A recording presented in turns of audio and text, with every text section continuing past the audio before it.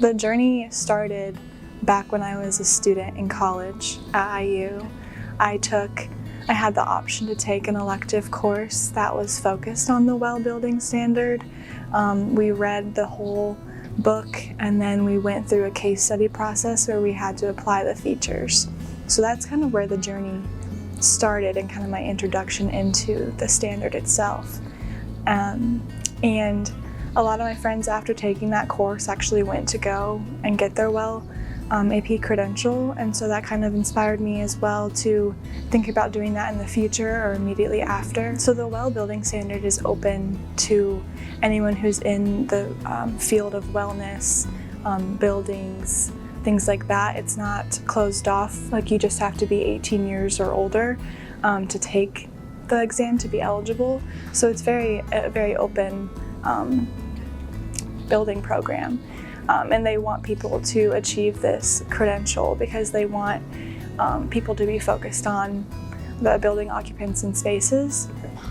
So the eligibility is really open, and so are their study materials. All of the exam course books, there's a guidebook, the well AP portfolio, and then the actual well building standard is all free on the website, the IWBI website.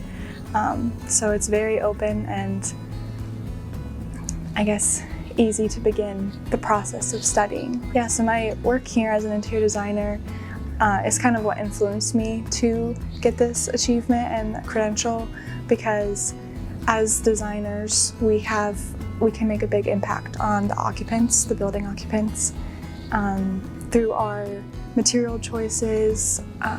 We can specify more sustainable materials that don't hinder the indoor air quality but instead can improve it. We also can specify red list free materials. Things like that are very direct impacts we can make on interior spaces, but then we can also work with architects to help provide more windows in spaces, which would help with occupants circadian rhythms. Same with working with electrical engineers to provide the adequate lighting levels in spaces.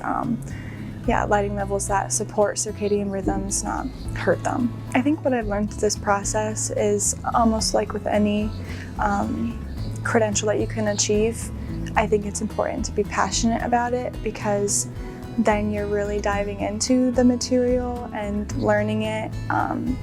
If you're not passionate about it, then it wouldn't be as meaningful. You wouldn't apply it in your everyday practices.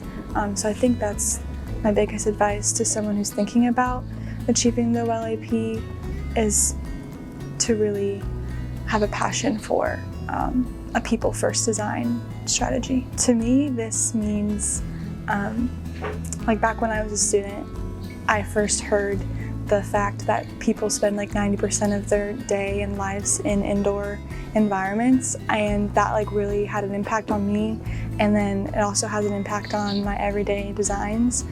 So to me, this is helping follow through with that fact and making an impact and not hurting, I guess, building occupants through my designs. I'm just excited to start using all of this new knowledge that I've gained in my designs, influencing others, sharing it with owners. There's a lot of things that I learned that I didn't even know we could influence in a building. So it's really exciting to now have that knowledge and share it with others in the industry.